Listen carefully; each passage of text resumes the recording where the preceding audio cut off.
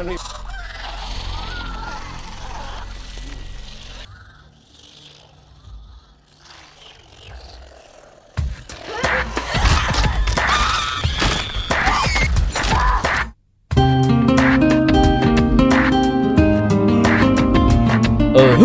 Oke geng, gimana kabar kalian hari ini? Jika Raimu ingin operasi plastik, operasi kresek, operasi gombal, terserahlah kalian menyebutnya apa. Tolong dicek dulu keabsahan praktek tempat operasi tersebut. Sebab di film ini ada seorang wanita korban tabrakan yang mukanya rusak, tapi malah dengan pedenya melakukan oplas di tempat ilegal, yang hasilnya dirinya malah mengalami rabies super akut dan menularkannya pada banyak penduduk kota. Banyak dari warga kotanya bertingkah layaknya zombie setelah terpapar virus rabies super ini.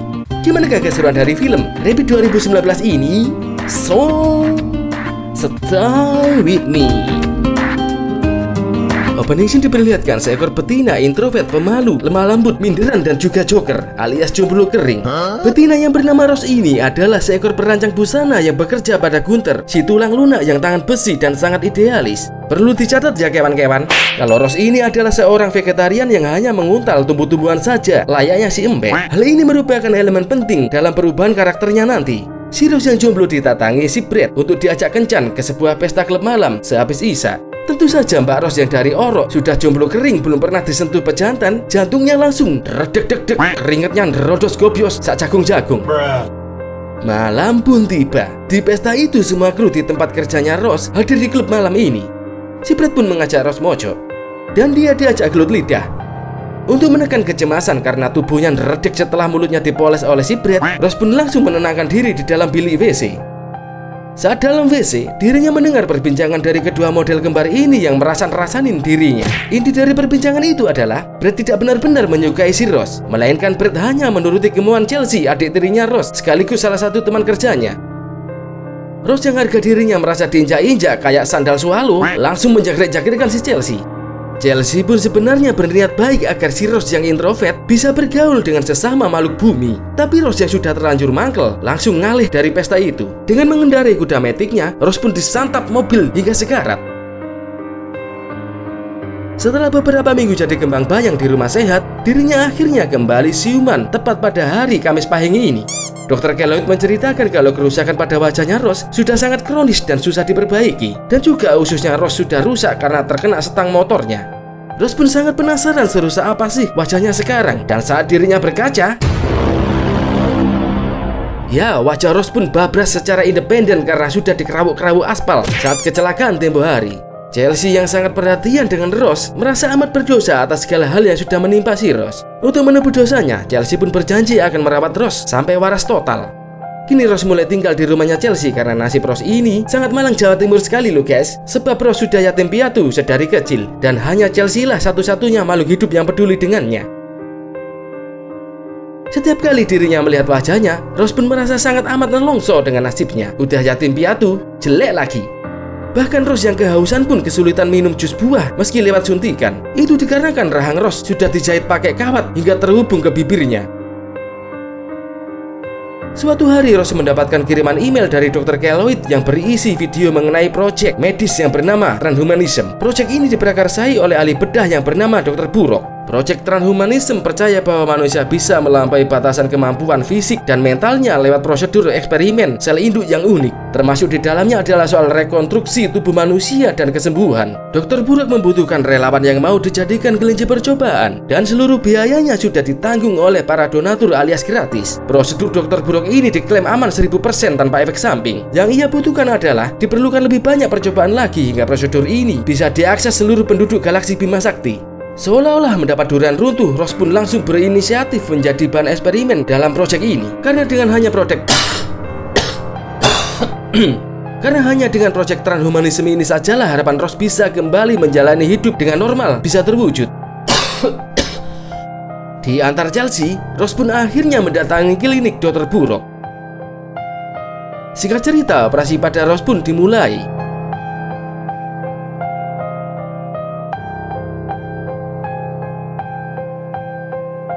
Dalam implan yang ditandur di luka wajahnya Rose, seperti terdapat pergerakan sebuah makhluk. Brad pun menjenguk Rose yang kini istirahat karena efek pasca operasi. Dr. Buruk berinisiatif mengajak Brad ngomong empat mata secara rahasia. Setelah beberapa minggu tertidur, tepat pada hari Sabtu Kliwon ini si Rose pun terbangun. Saat Rose membuka perban mukanya di depan cermin, alangkah bahagianya dia karena operasi itu sudah berhasil. Dan bahkan wajah Rose pun semakin tampak lebih cantik dari sebelumnya. Namun tiba-tiba Rose merasa aneh pada perutnya. Rose mendatangi kolam renang di fasilitas itu. Di sini tampak seorang aktor film yang bernama Supri sedang asik berenang karena ia sedang menjalani perawatan rutin di sini. Tanpa aba-aba, Rose yang tadinya seorang pemalu langsung menyosor congornya si Supri. Ciuman yang tadinya panas malah berubah menjadi ganas saat Rose tanpa sadar menggigit cocotnya si Supri. Rose yang terbangun dari tidurnya mengatakan pada dokter Buruk tentang mimpinya tadi. Dan Pak Dokter bagaikan Mbah Primbon menafsirkan maksud dari filosofi mimpi tadi. Padahal apa yang dialami oleh si Rose bukanlah mimpi, melainkan dia bertindak di luar akal sehatnya. Satu kardus minuman bernutrisi super diberikan pada si Rose jikalau sewaktu-waktu dirinya mengalami mimpi buruk lagi. Chelsea sangat kagum melihat kecantikan Rose yang tadinya adalah gadis yang culun. Bahkan Rose sudah tak perlu pakai kacamata lagi karena rambutnya juga ikut sembuh. Intuisi dalam berkreativitas Rose juga semakin menjadi tajam dalam karya menggodok desain pakaian. Pakaian itu pun dipakai Rose ke klub malam bersama Chelsea. Gunter yang berpapasan dengan Rose sangat takjub melihat desain pakaian itu. Rose yang tadinya sudah di PHK oleh si Gunter malah diminta untuk balik kerja lagi. Bahkan Gunter pun juga sangat mengagumi kecantikan wajah Rose saat ini. Dalam party itu Rose tak menghabiskan minumannya yang sudah ia jilat. Dan minuman itu malah diberikan pada kaum penyembah anus di sampingnya. Perlu dicatat ya Joe, hal ini adalah elemen penting dari penyebaran virus rabies yang terdapat di area liurnya si Rose. Dan lihat saja bagaimana virusnya Rose menyebar secara step by step. Rose pun semakin mengganas saat kikuk-kikuk dengan lelaki yang tak dikenalnya. Setelah terbangun dari tidurnya, lagi-lagi si Rose menganggap kalau hal itu cuma mimpi buruk saja. Dirinya pun langsung gelogok minuman yang diberikan dokter Buruk padanya tempo hari. Sementara itu sang aktor yang bernama Supri yang tempo hari dicium oleh si Rose di kolam renang, dirinya mendadak kepanasan dan cemas saat sesi syuting pembuatan film. Tingkah Supri yang semakin aneh malah langsung menyerang salah satu kru film. Dan lihat saja betapa satisfyingnya Supri menggigit orang ini.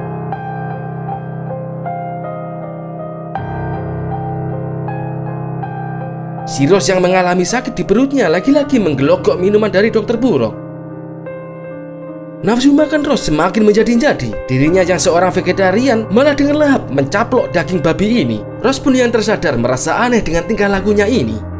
Seorang pria hidung patkai yang sedang berburu lubang lendir tiba-tiba diikuti oleh si Rose. Pucuk dicinta ulam pun tiba. Pria yang sudah kaceran tingkat dewa siwa ini langsung menyosor si Rose. Tapi si Rose dengan satisfyingnya langsung memakan daging lehernya pria hidung patkai ini. Setelah terbangun dari tidurnya, lagi-lagi si Rose menganggap kalau hal itu cuma mimpi buruk saja. Di rumah sehat, pria yang kemarin digigit Supri malah bertingkah layaknya zombie dan menyerang semua petugas medis dengan secara brutal.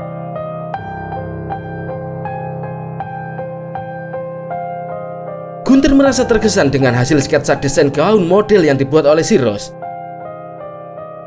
Si Brad pun mengajak Rose nongkrong di kafe. Sebenarnya si Brad ini mulai jatuh cinta pada si Rose. Namun saat si Brad hendak menyatakan cintanya, lagi-lagi perutnya Rose malah kembali mual lagi. Alangkah terkejutnya Rose karena di balik bibirnya malah keluar duri-duri tajam.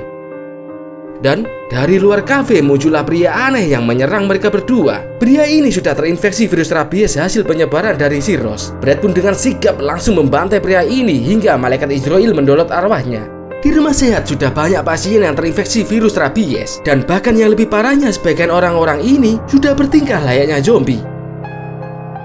Malam ini Rose di bawah kendali akalnya kembali membantai orang lagi. Bahkan tubuh Rose malah mengeluarkan tentakel. Setelah terbangun dari tidurnya, lagi-lagi Rose mengira kalau hal itu cuma mimpi saja.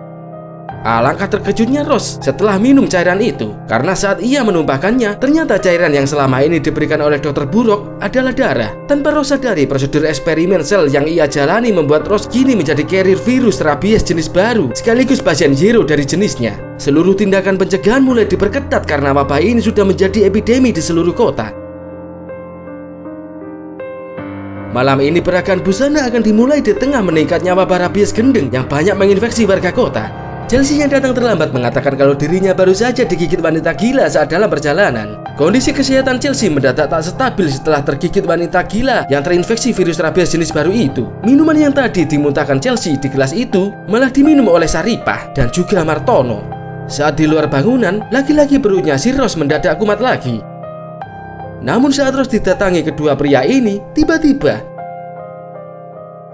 Brad pun muncul coba mengendalikan tentakel yang keluar dari keteknya si Ross. Dirinya pun menyuntikkan sesuatu pada Ross dan tentakel itu pun langsung masuk kembali ke dalam tubuhnya si Ross.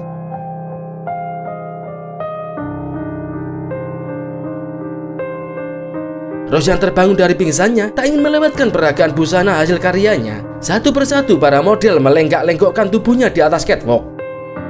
Tapi satu persatu model yang terinfeksi virus ini langsung menunjukkan gejala-gejala yang tak wajar karena tertular virus rabies gendeng tadi. Chelsea yang menjadi bintang utama dalam peragaan itu langsung membarbar dan menyerang Gunther layaknya zombie.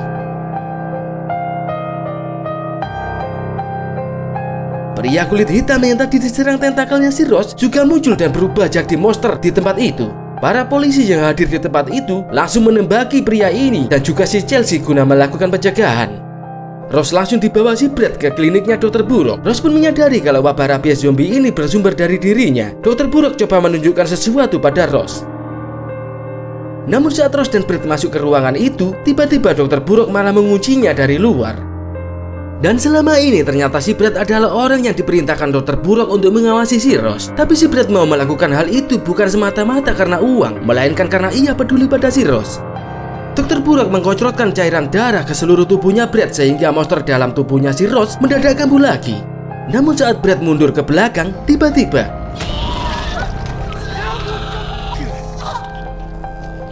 ternyata makhluk menyeramkan ini adalah bojonya Dr. Buruk. Bojonya Dr. Buruk adalah pasien pertama dari hasil eksperimen transhumanisme yang gagal lalu berubah layaknya monster. Tapi Dr. Buruk yang gendengnya wis tiada tara malah menganggap kalau derita istrinya adalah sebuah karya seni yang indah. Tentakel yang keluar dari keteknya Ross langsung membunuh si Brad. Namun si Ross langsung memotong tentakel itu menggunakan pisaunya si Brad. Si Ross yang sudah muak dengan semua ini langsung mencabik-cabik istrinya Dr. Buruk menggunakan pisau hingga almarhumah. Kemudian dirinya langsung bunuh ke diri di hadapan Dr. Buruk. Dari berita terdengar kalau pemerintah sudah membunuh semua orang yang terjangkit virus rabies karena para dokter gagal menemukan vaksin untuk penyembuh para pasien. Dr. Buruk menyiapkan hidangan darah dan daging panggang untuk seseorang. Dan seseorang itu adalah si Ross. Ternyata gennya si Ross bersifat immortal sehingga dirinya tidak akan bisa mati walau lehernya digorok sekalipun. Itu artinya eksperimennya Dr. Buruk berjalan sukses dan dirinya harus melakukan lebih banyak eksperimen lagi agar proyeknya bisa 100% sempurna.